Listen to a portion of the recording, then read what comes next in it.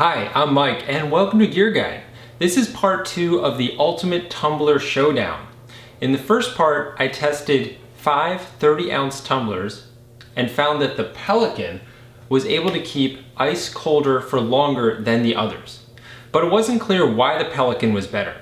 For that matter, it wasn't clear how any of these tumblers were able to keep ice cold for so long.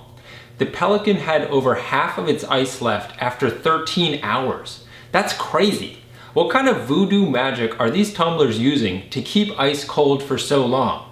In this video, I'm going to explore how these tumblers can keep ice cold for so long and what sets the Pelican apart from the others.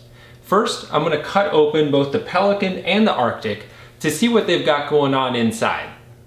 Before cutting the tumblers open, I wanted to see if there was a vacuum. Getting these bad boys to open up was not easy. First, I tried to make a hole in the bottom. Then I realized that it had an extra piece on the bottom where there is no vacuum. Then I tried on the side, but I could not get it to puncture. Next, I tried drilling.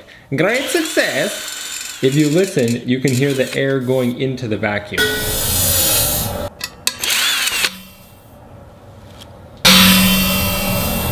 And now on to the good part, cutting these tumblers open.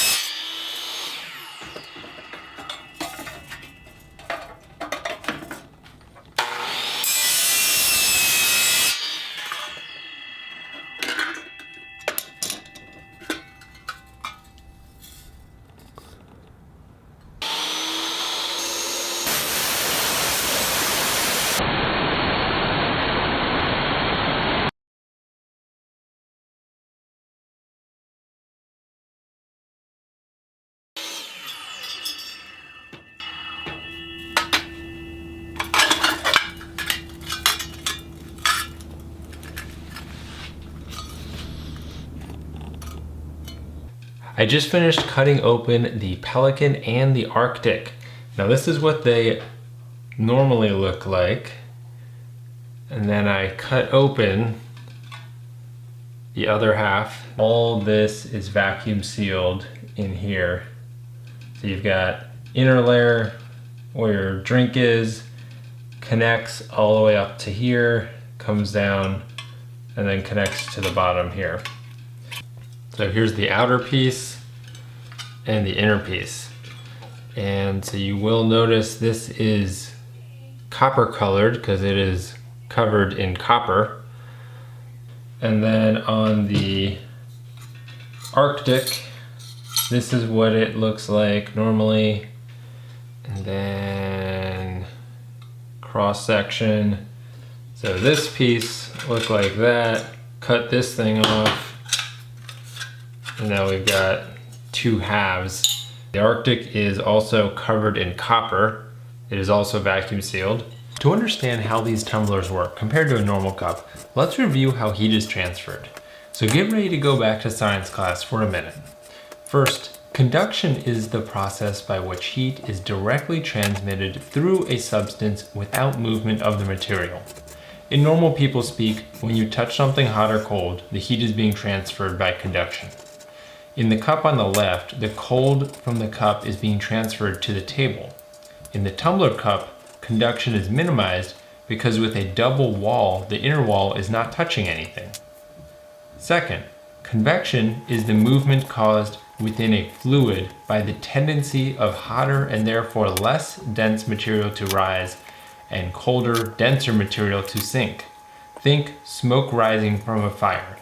In the cup on the left, hot air is hitting the side of the cup and rising, carrying heat away.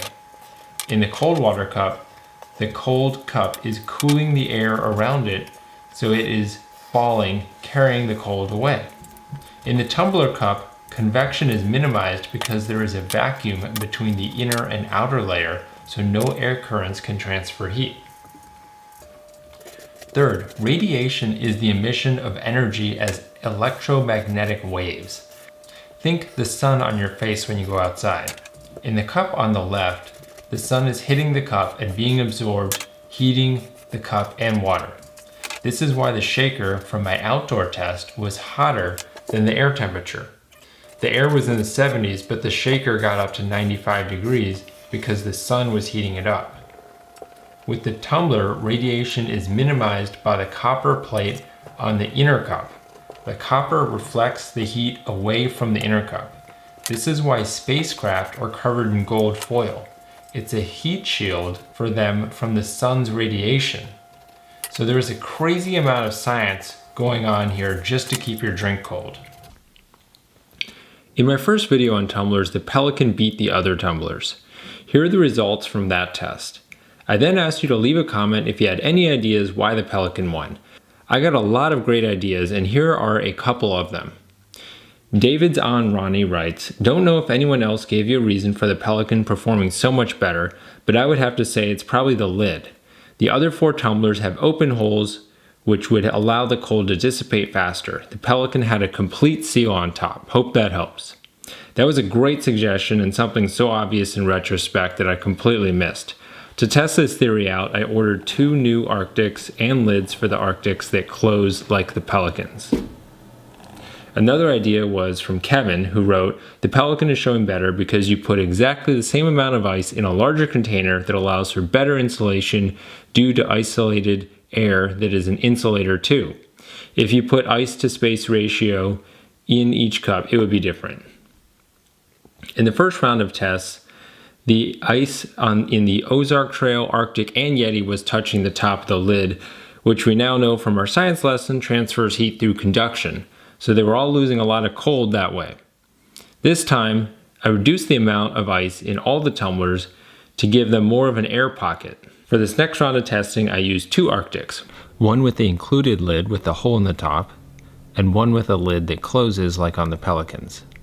I was expecting the closed lid RTIC to beat the open lid RTIC, but that's not what happened. Here are the results. I ran 3 tests with varying amounts of ice and water. In each test, the Pelican still won, but amazingly, the open lid RTIC slightly beat out the closed lid RTIC. This made no sense to me, which is why I did the test multiple times. So overall winner, still the Pelican. As for the rest of the results, I don't know what to make of it. Thanks for watching. If you enjoyed the video, leave a thumbs up and don't forget to subscribe. If you have any questions, leave a comment below. With that, I leave you with more footage of cutting open tumblers.